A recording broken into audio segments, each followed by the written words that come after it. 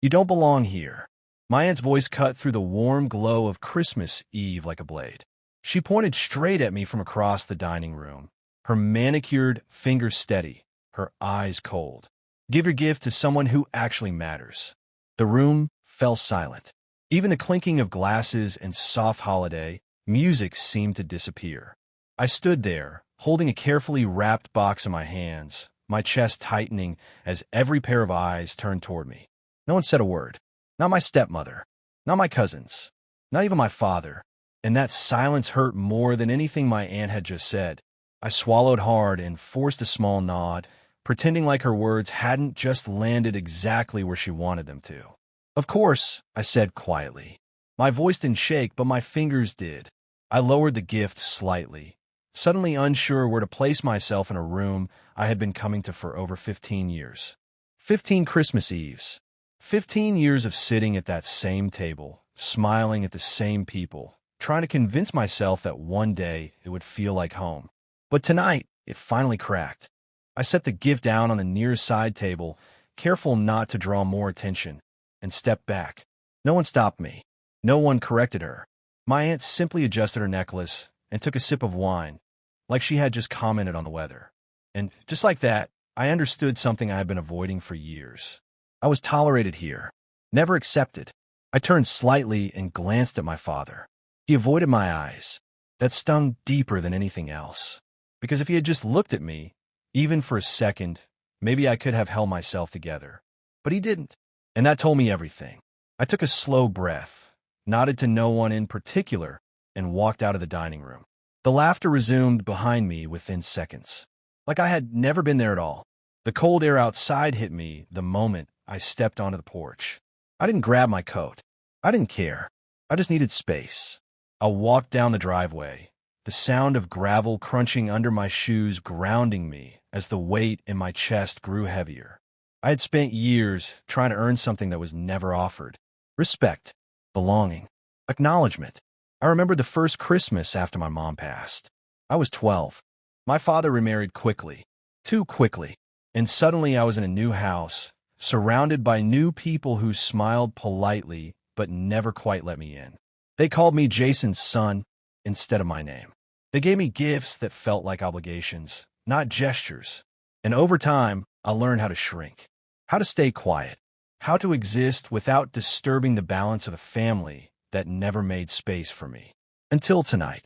Tonight, the truth wasn't subtle anymore. It was loud, clear, and impossible to ignore. I reached the end of the driveway and stopped. My breath formed small clouds in the winter air. For a moment, I considered just leaving, driving away, not coming back. But something held me there. Not hope, not anymore. Something else, something heavier, something unresolved. I turned back toward the house slowly.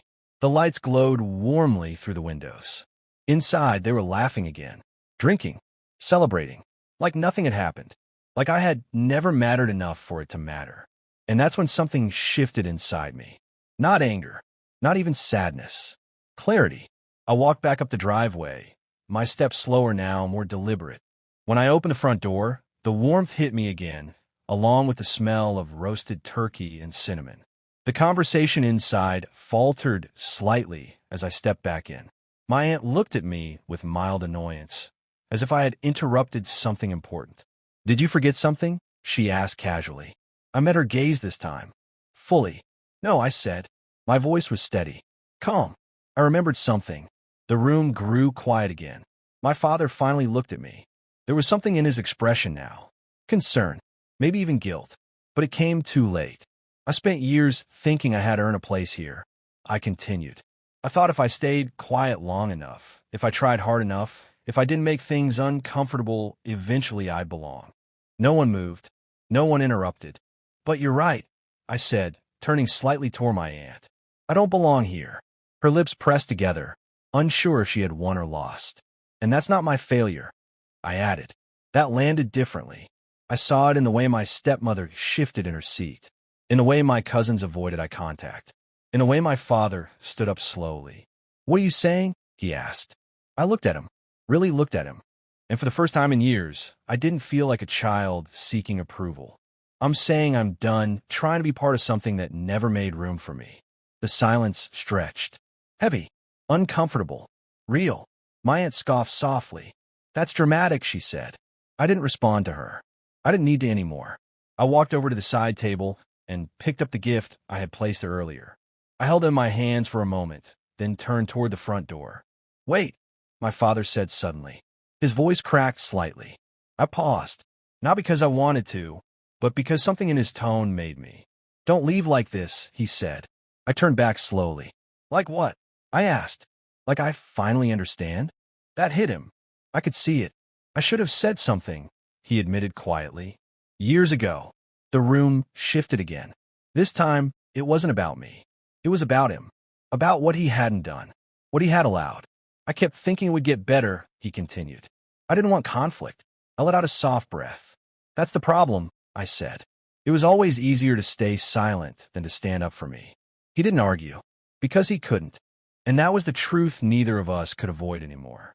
I walked toward him slowly, close enough to see the regret in his eyes, but not close enough to step back into the role I had finally stepped out of. I don't hate you, I said, but I can't keep pretending this is something it's not. He nodded faintly, like he understood, or maybe like he finally had no choice but to. I turned toward the door again. This time, no one stopped me, and somehow, that felt different. Not empty, not painful, just honest. When I stepped outside again, the cold didn't bite as sharply. It felt clean, clear, like the beginning of something instead of the end of everything. I walked down the driveway one last time, but this time I didn't stop. I kept going, because for the first time in years, I wasn't walking away from something I needed. I was walking towards something I deserved, and that made all the difference.